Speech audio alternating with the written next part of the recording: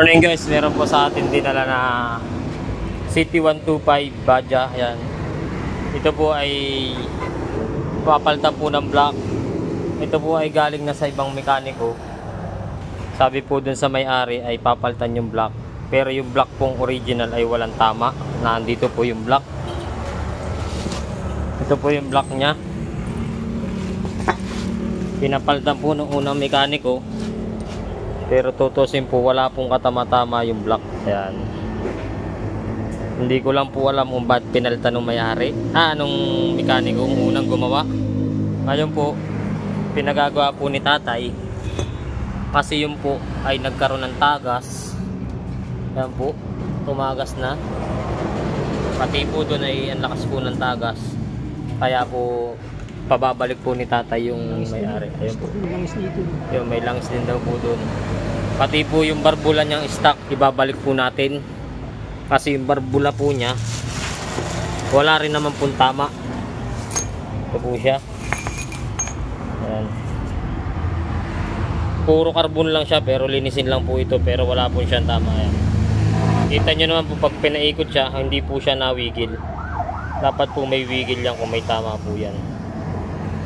Pero wala naman po siyang tama. Ayan. Ibabalik po natin yung stock, yung original, dito po sa City 125.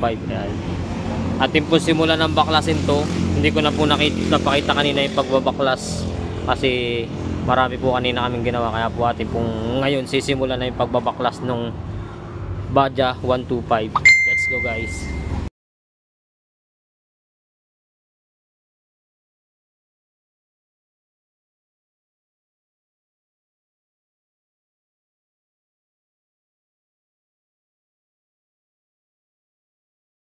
Guys, nakalas na po namin yung block tsaka yung head. Ito po para pong hindi po siya napalitan. Ito. Kaya po tumagas. Ayan. Kita nyo po yung singaw talaga niya kasi umitim na itong tabi. Kaya ito, ilinisin po natin to at papalitan po natin ng bagong gasket. Pinabili ko po kay tatay ay original na gasket para maganda lumapat. Yan. Atin po simulan na itong paglilinis nito at paglilinis niya. Ayan po, ang dumi po. Lilinisin po natin yan, kukutkutin natin itong lumang gasket niya para mapalapat natin uli ng maganda yung bagong gasket na original na binili na tatay. Ayan. Atin pong simulan na yung paglilinis ng head nitong City 125 na Baja. Let's go guys.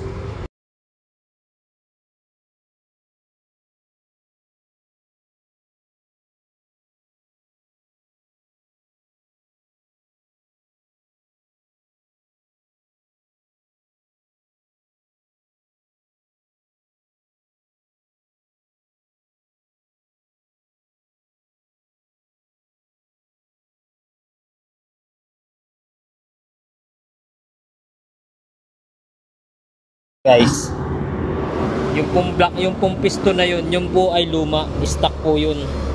Ito po yung bago. Ito pong bago ay local. Gusto lang po ng may-ari na ibalik uli yung stock kasi wala naman pong problema yung block at yung piston. Piston ring lang po ang nagka-problema doon, pero nilinis ko po yung piston, okay naman po. Ayan. Ngayon po nilagyan ko po ito ng langis, pinatuluan ko po. Pinatuluan ko po ng ganito para po pag salpak po dun sa kanyang piston, hindi po siya magkaagas-gas at hindi rin po magkakabangbang yung block. Yan po, okay pa naman po yung block nya, maganda pa, makinis pa, walang tama. Napalitan lang po nung lumang local na block. Kaya po gusto ng may-ari ibabalik po yung original. Yan. Gusto po ng may-ari kasi ay original at walang tagas po yung kanyang block at head. Ayan. Atin po simulan na itong ikabit dun sa kanyang makina. Let's go guys.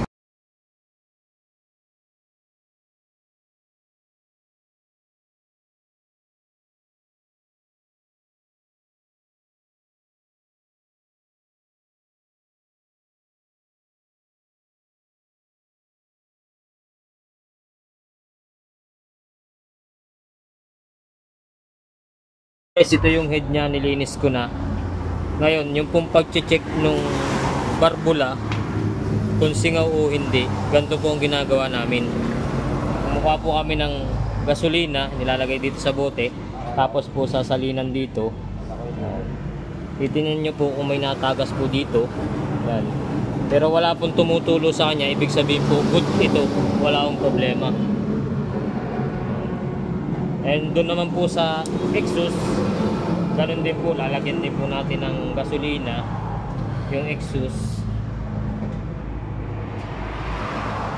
And guys, ating pong titestingin. And guys, wala naman tumutulo sa kanya at walang tumagas. Ibig sabihin po, yung pong barbula ng intake at exhaust, okay naman po siya. Kaya po atin pong ikakabit na siya dun sa kanyang block ay babaw. At ito po ay ating lalagyan ng top gasket na lata. Lata po ang nakalagay dito, hindi po papel. Atin pong simulan na guys, let's go.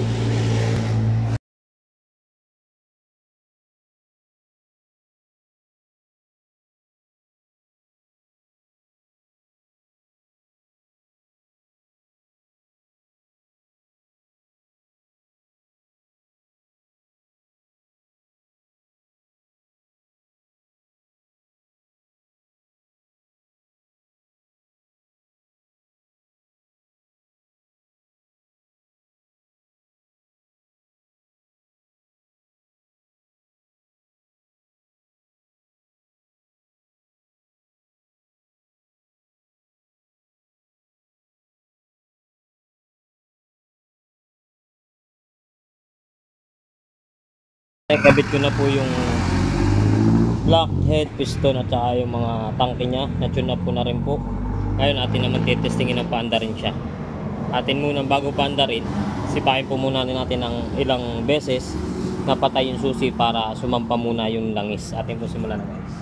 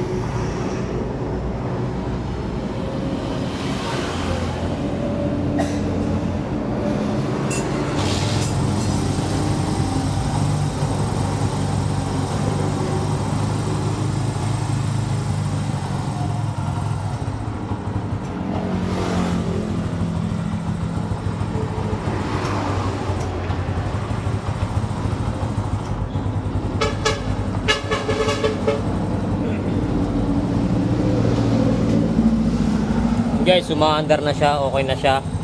Ngayon, itutuno ko naman yung kanyang carb, pati yung air cleaner lilinisin ko na. Pero okay na po siya.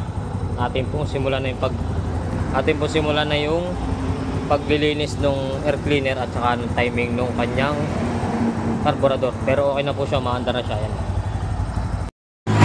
So guys, yung kanyang air cleaner, yung pumpo ay tunaw na, durog na. Yan po, dudurog na siya. Kaya po medyo minsan mahirap daw paanda rin, sabi ni tatay, kasi yung pump durog na, natutunaw na siya. Pagkaganto po yung inyong mga air cleaner, pwede nyo na po itong tanggalin. Ayan, madumi na siya, natatanggal, natutunaw na. Pwede nyo siyang tanggalin kahit wala po itong air cleaner, okay lang. Kahit wala pong ganito, kasi basta po malinis yung pinang air filter nya. Ito po yung air filter, yung air cleaner, yung pinaglalagyan. Ito yung air filter, wala na. Ayan po, tunaw na siya. Kahit wala po nito, okay lang.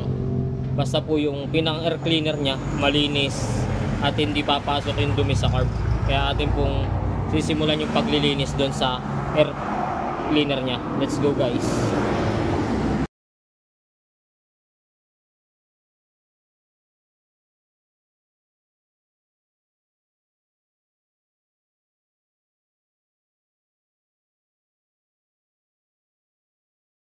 Testingin naman natin ulit gamitin na yung push button ni Badja 125.